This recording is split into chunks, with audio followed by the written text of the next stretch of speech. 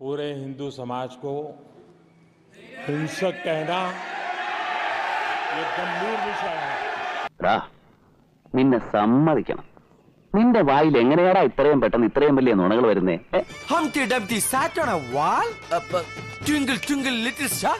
How I wonder what you are. രാഹുലിന് മറുപടി പറയാൻ സഭയിൽ നരേന്ദ്രമോദി എപ്പോ എഴുന്നേറ്റ് നിന്നുവോ അപ്പോ ആ നിമിഷത്തിൽ പുള്ളി തോറ്റു കഴിഞ്ഞു. വെറുതെ വഴിയെ പോയ വയ്യാവേലിയില്ല പിടിച്ചു വെച്ച് ആകെ നാണക്കേടായി. കോൻ രാഹുൽ എന്ന് ചോദിച്ച മനുഷ്യൻ മുഴുവൻ ആത്മവിശ്വാസവും ചോർന്ന് മുഖത്തെ രക്തപ്രസാദമൊക്കെ നഷ്ടപ്പെട്ട് സഭയിൽ ഇരിക്കുന്നതും വളരെ ദുർബലമായി രാഹുൽ ഗാന്ധിയെ നേരിടാൻ ശ്രമിക്കുന്നതും മറുപടി നാളെ പറയാമെന്ന് മന്ത്രിമാർ നമ്മളോട് വിശദീകരിക്കുന്നതും ഒക്കെ കാണാൻ തന്നെ എന്തൊരു ചന്തമാണ്, എന്തൊരു മനസ്സ് കൊളിക്കുന്ന കാഴ്ചകളായിരുന്നു ഇന്നലെ. ഇപ്പൊ നിങ്ങളുടെ ഹീറോ എന്ത് ചെയ്യുന്നു? Will he give up? മുറിവേറ്റ സിംഹത്തിന്റെ ശ്വാസം ഗർജനത്തെക്കാൾ ഭയങ്കരമായിരുന്നു. കണ്ടോ, രാജയോഗവും ഗജകേസരിയോഗവും ഒരുമിച്ച് കിടപ്പുണ്ട്. അനുഭവിച്ചേ പറ്റൂ. नरेंद्र मोदी जी पूरा हिंदू समाज नहीं है।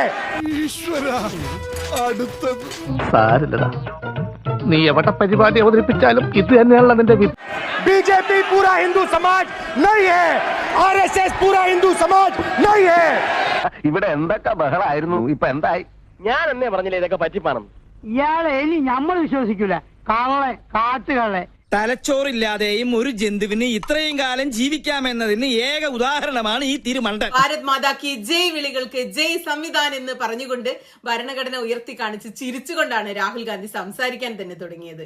പട്ടി എന്നൊന്നും സംസ്കാരമില്ലാത്ത രീതിയിൽ ഞാൻ മറുപടി പറയില്ല. जय संविधान। ഇവനെ അറസ്റ്റ് ചെയ്ത് ഡിപ്പാർട്ട്മെന്റിൽ കത്തി കയറാൻ വെച്ച് വന്നതാ. എന്റെ ഡിപ്പാർട്ട്മെന്റിൽ കത്തി കയറാനത് ഭാഗ്യം. സാധാരണ നമുക്കറിയാം സ്പീക്കർ ഓം ബിർള പ്രതിപക്ഷത്തോട് പെരുമാറുന്നത് നായക്കൊർണപ്പൊടിയൊക്കെ ദേഹത്ത് വീണാലുള്ള തരത്തിലുള്ള ചൊറിച്ചിലുമായിട്ടാണ്. സോറി, അറിഞ്ഞോണ്ടല്ല, മനഃപൂർവ്വമല്ലേ. ആണെങ്കിൽ കുഴപ്പമൊന്നുമില്ലെങ്കിൽ അതെ, അല്ലെങ്കിൽ അല്ല. ഒരു ഇരിക്കപ്പുറതി ഇല്ലാത്ത പോലെ വളരെ നിശിതമായിട്ടാണ് അവരെ നേരിടുന്നത്. വാക്കുകൾ സൂക്ഷിച്ചുപയോഗിച്ചില്ലെങ്കിൽ കാര്യങ്ങൾ പുറകോട്ടെ പോകൂ. എന്നാൽ രാഹുൽ ഗാന്ധിയെ സംസാരിക്കാൻ അനുവദിക്കാതെ BJP-ക്കാര് ബഹളം വെക്കുമ്പോ സ്പീക്കറെ കണ്ടോ, മൂകനും ബദിരനും അടിമയുമായ ഒരു സ്പീക്കർ ഇരിക്കുന്ന കണ്ടോ, യാതൊരു അനക്കവുമില്ല. ഇങ്ങനെ ഒരു ട്രാഫിക് ജാം ഞാൻ ഒരിക്കലും പ്രതീക്ഷിച്ചതല്ല. ഒരിക്കലും. കിട്ടേണ്ടത് കിട്ടിക്കഴിഞ്ഞാൽ തോന്നേണ്ടത് തോന്നാൻ ഇത്തിരി സമയം നല്ലതാ. BJP-യുടെ ആശയങ്ങളെ എതിർക്കുന്ന എല്ലാവരും കഷ്ടപ്പെടുകയായിരുന്നു. ഇത് സത്യം, ശിവം, സുന്ദര. മുള്ളിന് മുള്ളുകൊണ്ടെടുക്കുക എന്ന് കേട്ടിട്ടില്ല. അത് തന്നെയാണ് രാഹുലിന്റെ പണി. മതവും ജാതിയും ദൈവവും ഹിന്ദുവും ഒക്കെയാണ് നരേന്ദ്രമോദിയുടെ ആയുധങ്ങൾ. ആദ്യ ആയുധങ്ങൾ എടുത്ത് തിരിച്ചു വീശിയ ഒരു അപൂർവ ദിവസമായിരുന്നു ഇന്നലെ. ഗ്രാമത്തിന്റെ പൾസറിഞ്ഞാൻ അവ കളിച്ചലോടെ സോലേ. സത്യത്തിൽ മോദിയും അമിത്ഷായും അടക്കമുള്ളവർ അതിനു മുന്നിൽ ഒന്നും ചെയ്യാൻ പറ്റാതെ നിരായുധരായി തളർന്നു പോയി. കാരണം അവരുടെ കയ്യിലുള്ള ആയുധമായിരുന്നു ഇന്നലെ രാഹുലിന്റെ കയ്യിൽ. എന്ത് ചെയ്യും എനിക്ക് അറിഞ്ഞൂടാ. ഇവിടെ എന്തെങ്കിലും ഒന്ന് പറയടോ, ഇവിടെ എന്തെങ്കിലും ഒന്ന് പറയടോ.